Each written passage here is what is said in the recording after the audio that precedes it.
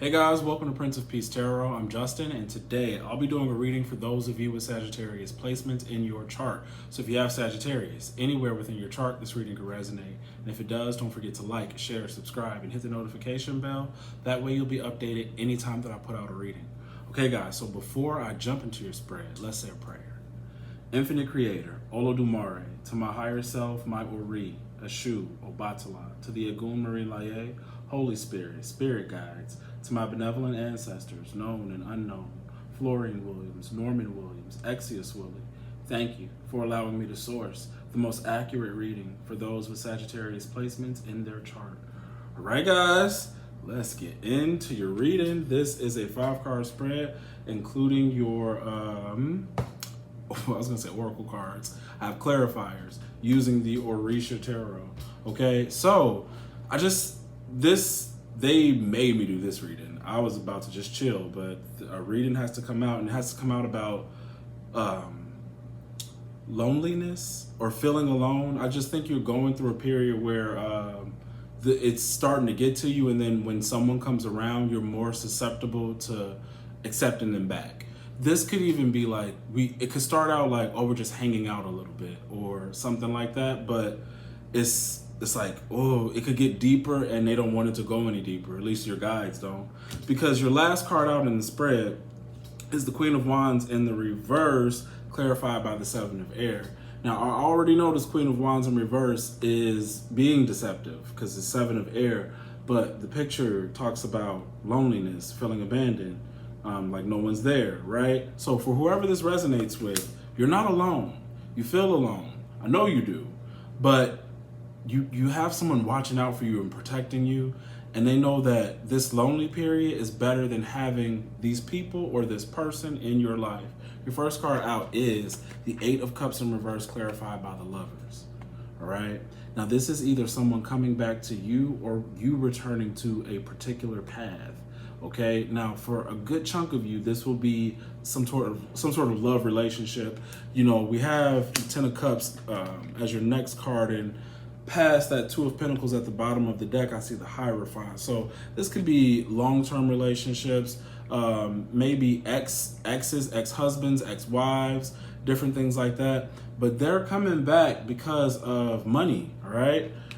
10 of Cups, 10 of Earth. They're lying. They could either be lying about their feelings for you, lying about their own financial situation, but the motivation is always some money. Even over here, we got the Ten of Pentacles twice. Once in the reverse, once in the upright. So your legacy, your wealth, what you're building, your stability is vulnerable. It's vulnerable to whatever is coming back, whatever you decided to go back to, or whatever karmic thing. It's definitely something karmic. It's a path. It's some karma next to the Lovers. It's all something karmic, okay? And it may feel like I'm destined or it's fated to be with this negative thing, but it's not. It's not. You just got to like sort of break this cycle. A cycle needs to be broken. The right path needs to be picked. Like you have to pick the path. If you say yes to them coming back, then it's a yes. If you say no, it's a no. And then the outcomes and what's different can actually manifest itself into your life. Otherwise, you're just looking for the same thing. All right? So next to your Ten of Cups in reverse, you got the Seven of Wands in reverse, clarified by Oba. Okay? Oba is jealousy. So I'll tell you this. I don't know if you are experiencing this stability now or in the very near future with having Ten of Pentacles twice out here. But the Seven of Wands tells me that you must be in a position, if you're going to fall down, that means you had to be in a position that had you at the top. Okay. Now, how can other people's jealousy get you to fall? The only way it can get you to fall is if you were 1, too lonely or desperate and you let them back in, or 2, what's next to it is King of Swords in the reverse. You were manipulated and deceived. All this deception coming from a karmic who is wasting your time. Wasting your time. All right. Give me a second. Yeah, see, it just doesn't make any sense. Like, just because you're jealous of me doesn't mean that I'm going to fall down and fall over. But it's like, If you let somebody in so close, then they get to start pulling strings, and then that's when their little plan works. Okay? Someone's very jealous of you. If you have to return or they have to return, it means there was a separation, and that's where it should have stood, and that's where it should stand. At least for this energy, okay? Give me a second. You got top of the deck, 10 of Pentacles in reverse next to the 5 of Earth, clarifying it. Okay. There's lack and then there's a lot. Okay, more Pentacles. 5 of Pentacles, possibly abandonment. Give me a second. It's not just abandonment I'm feeling. I'm feeling like a lesson learned all over again. Okay? And I feel theft and thievery. I do, because you have a 7 of Swords and the King of Swords in the reverse. Like this is some real manipulation. I don't know. It may not even it looks more mental than emotional. So this is like playing games. Like this is if someone said, "Hey, put your money here, or do this, or take part of this." You know, like wits, like a game of wits. Be careful with that. Don't get involved with things you don't understand. With people you know it's really hard to trust them, okay? So if they're proposing things you don't understand, don't do it. If you feel like they're too in control, or the other people that they want to put involved in this, you don't know of them, then leave it alone. At the bottom of the deck, you have the 2 of Pentacles in the reverse, clarified by the 9 of Air. This makes me feel like you need to release anxiety, but I think you feel anxious about making a choice.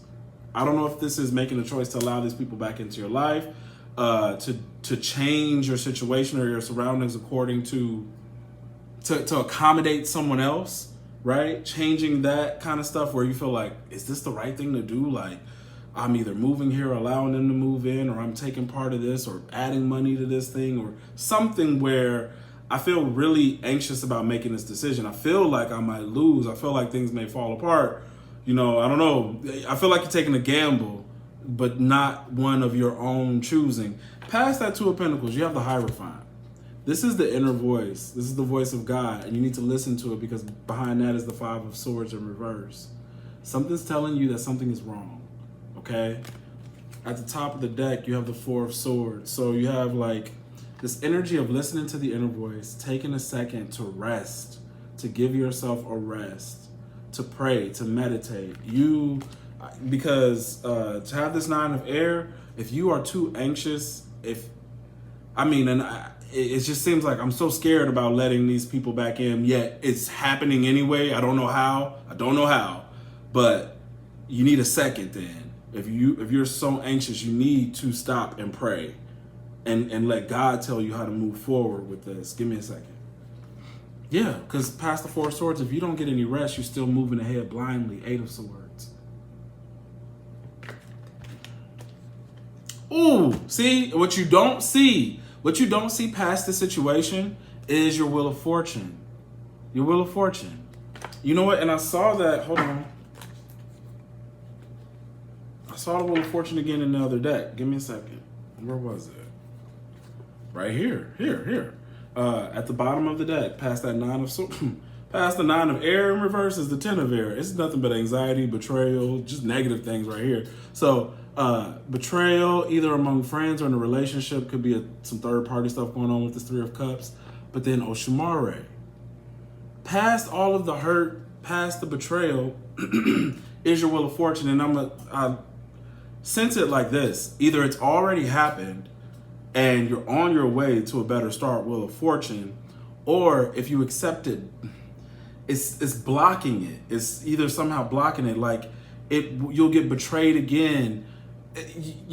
So with the 5 of Earth, you're gonna repeat a lesson, right? But this time, once the lesson finally expels this energy from you, manifested in your family or a lover, it could hurt to the point where you don't see the Wheel of Fortune, right? You could avoid all of this and still get to your Wheel of Fortune. this is what the reading is saying.